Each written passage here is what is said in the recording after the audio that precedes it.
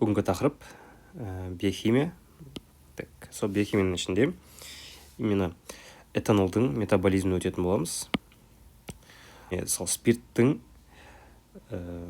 организмге түскеннен бастап қандай өзгерістерге ұшырайтыны жайлы айтамыз.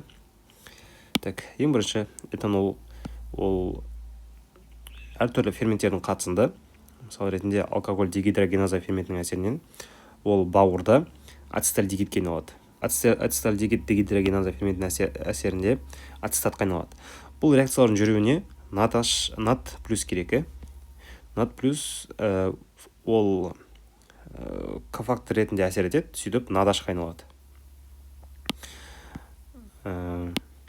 Дәл сол секілді ацетальдегид дегидрогеназада нат плюс надаш қайналады, яғни кофактор ретінде әсер етеді. Спирт метаболизмде бізде көп мөлшерде надаш түзіледі.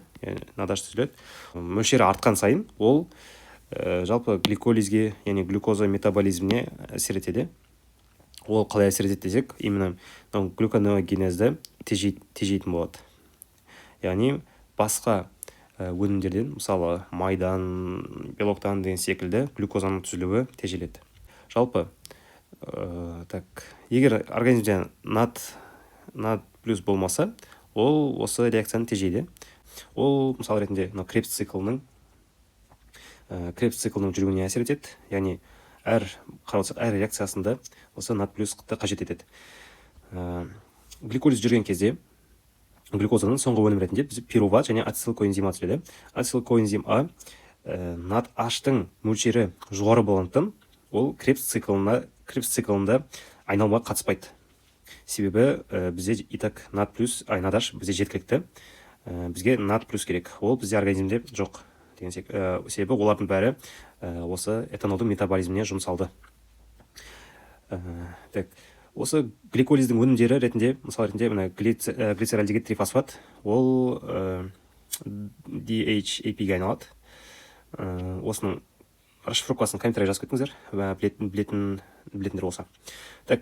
Ол өз кезегінде надаш бізде көп қой, сол надаш жұмсалып, ол глицерол трифосфат қайналады. Жалпы бұл реакциялар не үшін жүріп жатыр? Бізде надаш көп, яғни бізде организмде глицеральдегид 3-фосфат жинақталып жатыр, пируват жинақталып қалып жатыр, және ацетилкоэнзим А жинақталып жатыр. Оларды ары қарай басқа метаболиттерге айналу керек. Сол себепті ол, мысалы ретінде пируватты надаштың қатысында лактат қайналады, сөйтіп лактацидоз пайда болады, яғни метаболизмдік ацидоз пайда болады организмде, қышқылдық артады деген секілді. Надаш артқаннан кейін бұл реакция кері жүреді, яғни фосфоинол пируват оксалоацетат қайналып, ол крепс циклына малаттың деңгейін арттырады. Ол да бізде надаш арқылы жүреді. Сөйтіп бұл тез гипогликемия шақырады, яғни организмде қанттың деңгейін түсіре береді. Гликонеогенезі төмендейді соның қатысында. Сөйтіп осы оксалоацетаттан малаттың түсілуі тез арта бастайды. Ацетилкоэнзим А ол да екі түрлі метаболитке айналады, либо кетоацидоз тудырады, яғни кетон денелердің артуына септігін тигізеді, және май қышқылдарының түсілуін арттырады. Және бағанағы біз айттық, глицерол трифосфат, осы май қышқылы екеуі артқанның қатысында триглицеридтердің саны артады. Стеатоз печени деп айтады ғой. Яғни липогенез, яғни майдың синтезі. Алкоголь дегидрогеназа ферментін тежейтін фомепизол препараты қолданылады. Ол көбінесе антидот ретінде қолданылады, яғни адам этанолмен уланған кезде пайдаланады. Яғни бұл тежеу арқылы бұл реакцияны жүргізбейді. Дәл сол секілді дисульфирам алкогольді ішімдікпен созылмалы түрде ауыратын адамдар болады ғой, яғни хронический алкоголизм дейді, соны емдеуге пайдаланады.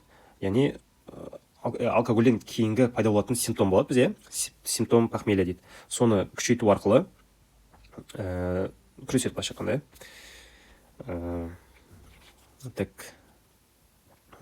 Екінші механизм ол трансформал этанол оксидайзинг систем.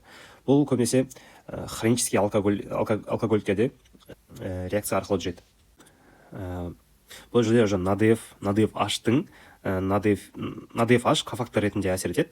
Бұл реакция CIP to E1 ферментінің қатысында, яғни ол цитохром P450-дің ферменті. Сол арқылы ол кофактор ретінде надефашты пайдаланып, осы этанолды былайша айтқанда тотықсыздандырады.